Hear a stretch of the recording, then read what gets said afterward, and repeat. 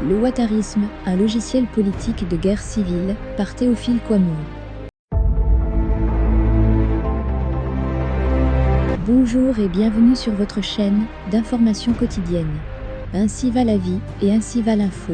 Un buzz chassant l'autre, il y a fort à parier qu'on ne parlera bientôt plus du tout des ratonnades insensées qui ont visé la semaine dernière des ressortissants nigériens de la communauté Haoussa dans diverses communes du district d'Abidjan.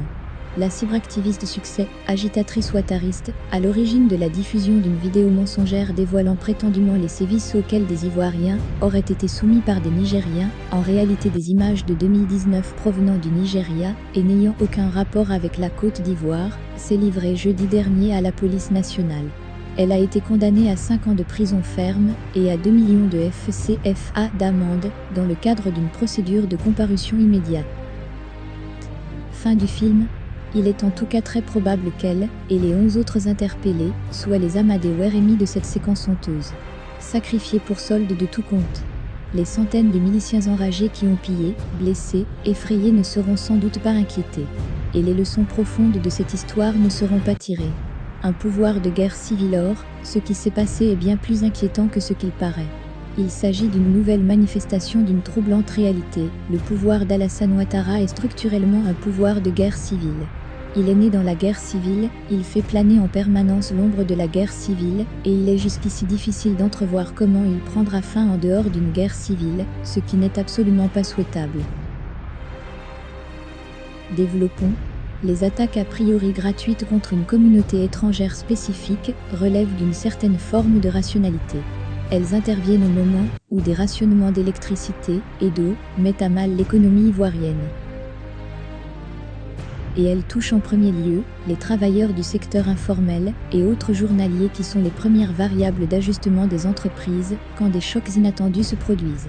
Or le ouattarisme a ceci de particulier qu'il agrège une masse de personnes appartenant au lampan-prolétariat, les plus pauvres d'entre les pauvres, et une minorité d'ultra-riches, membres d'une bourgeoisie parasitaire et accaparatrice vouée corps et âme aux intérêts du grand capital international.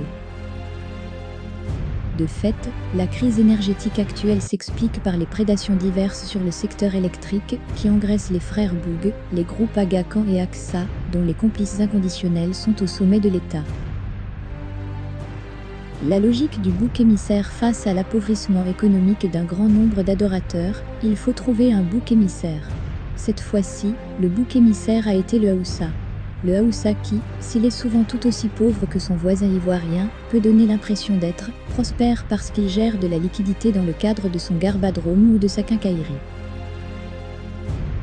On peut se dire qu'après tout, dans des contextes de difficultés économiques, et sous tous les cieux, les étrangers les plus fragiles, car la grande bourgeoisie internationale s'en sort toujours, sont toujours montrés du doigt. Certes. On peut toutefois noter que le bord politique, qui a toujours accusé ses adversaires de xénophobie, est celui dont les partisans succombent, pour rien, comme ça, à la xénophobie la plus primitive.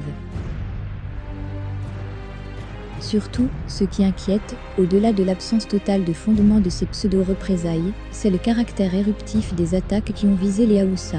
C'est la rapidité avec laquelle la violence se secrète sur aucune autre base qu'une frustration latente et un désir de rapine enrôle des centaines de désœuvrés et se jette avec férocité sur les cibles du moment. Ce qui fait peur, c'est la profondeur d'une culture milicienne qui est née en 2002 avec la rébellion du MPCI et qui n'a cessé de se diffuser dans le corps de la société, se répliquant dans le camp gouvernemental d'alors avec les GPP, FLGO et autres, puis devenant une sorte de monopole d'un pouvoir qui présente un masque avenant et républicain aux partenaires extérieurs et un visage moyenâgeux et profondément féodal en interne. Si l'on traite ainsi le bois vert, les miliciens ivres de haine, qui ont failli commettre l'irréparable sur de pauvres immigrés nigériens, la semaine dernière sont les mêmes qui ont joué au football, avec la tête tranchée d'un militant de l'opposition à Daoukro. C'est le même logiciel politico-social fait d'ignorance, de chauvinisme tribal, de sentiment absolu d'impunité, de pauvreté et de frustrations instrumentalisées, qui est à l'œuvre. Si l'on traite ainsi le bois vert, qu'arrivera-t-il au bois sec ? Si un rien du tout faussement attribué à des gens, qui se trouvent à environ 1500 km d'Abidjan entraîne de tels débordements, qu'arrivera-t-il, quand l'on expliquera demain à ces loups fanatisés, que le pouvoir est sur le point de changer de main ? Merci d'avoir regardé, rendez-vous pour une nouvelle édition de l'information, n'hésitez pas à vous abonner.